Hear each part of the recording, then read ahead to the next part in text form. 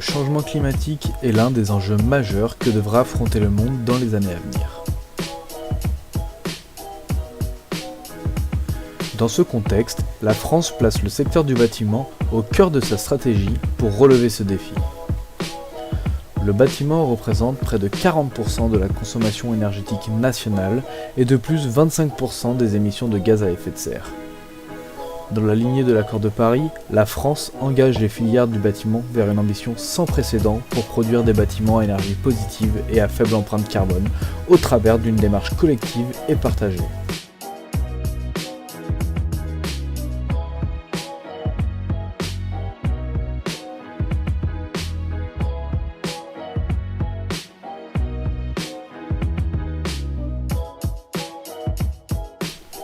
L'expérimentation E+C- est une démarche volontaire qui s'appuie sur la réglementation thermique RT 2012. Cette RT 2012 reste bien sûr d'application obligatoire, mais elle est le socle de l'expérimentation.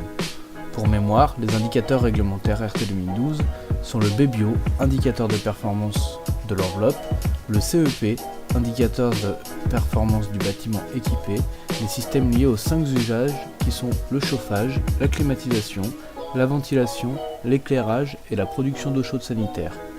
Enfin, le dernier indicateur réglementaire est le TIC, température intérieure de confort, qui permet d'apprécier le confort thermique dans le bâtiment en été. Le périmètre de la RT 2012 est le bâtiment. L'ensemble des consommations du bâtiment en phase d'exploitation est pris en compte. Les consommations d'énergie de chauffage, de refroidissement, d'eau chaude sanitaire, d'auxiliaire et d'éclairage sont issues de la méthode de calcul réglementaire THBCE 2012, définie par l'arrêté du 20 juillet 2011. Les consommations des usages non réglementés sont définies de manière conventionnelle et sont données dans le référentiel énergie-carbone. La parcelle est pas seulement le bâtiment, c'est l'évaluation est donc réalisée sur le bâtiment et sa parcelle. Aménagement extérieur, raccordement au réseau, voirie, production d'électricité sur des espaces attenants. Elle peut porter sur plusieurs bâtiments si ceux-ci font l'objet d'un permis de construire unique. Le référentiel prend en compte l'export d'énergie et pas seulement l'énergie importée ou autoconsommée. Les services rendus tels que l'export d'énergie sont pris en compte dans la performance énergétique et environnementale.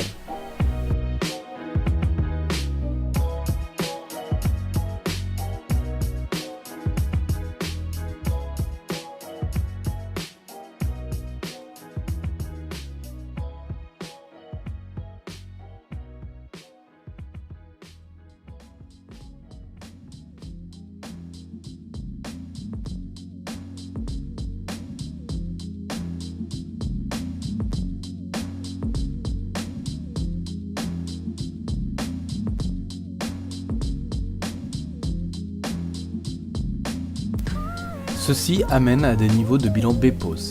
Ici sont des exemples pour des maisons individuelles et pour des bureaux. Il y a une gradation avec des progrès relativement faibles pour les niveaux 1 et 2, en particulier en maison individuelle, puis un progrès plus sensible pour le niveau 3 et le niveau 4 est un bilan BPOS de 0.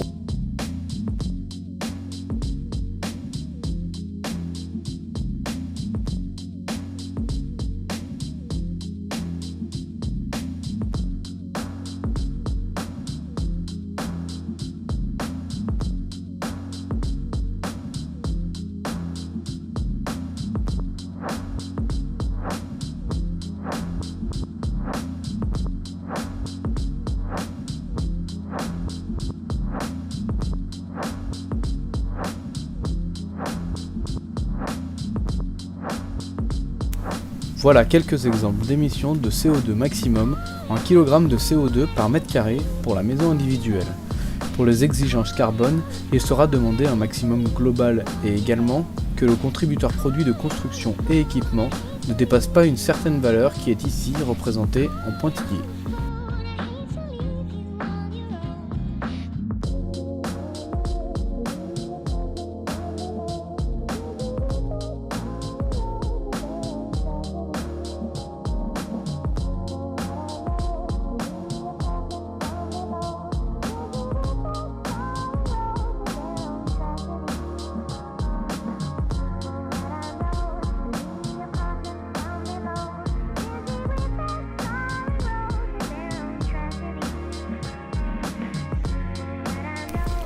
Ce bilan BEPOS part en fait du niveau de consommation de la RT 2012 exprimé en rouge.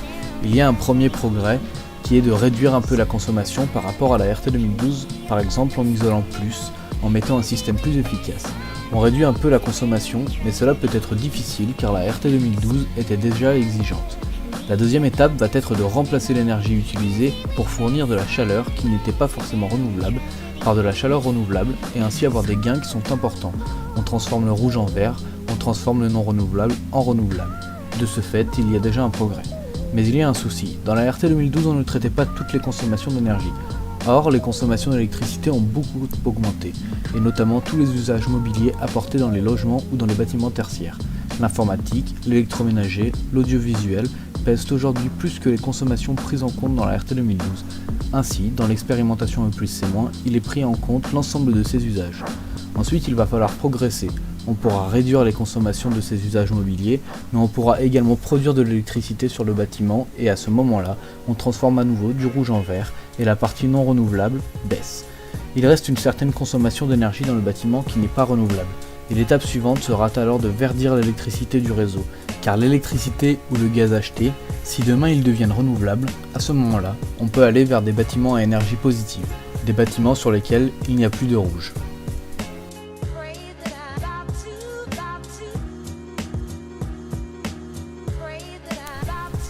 Bien que le C corresponde à carbone, le label E+C- examine l'empreinte environnementale d'un bâtiment dans une analyse de cycle de vie ACV de 50 ans et exprime le résultat en deux indicateurs d'émissions de gaz à effet de serre GES, lesquels sont EGES et EGES-PCE.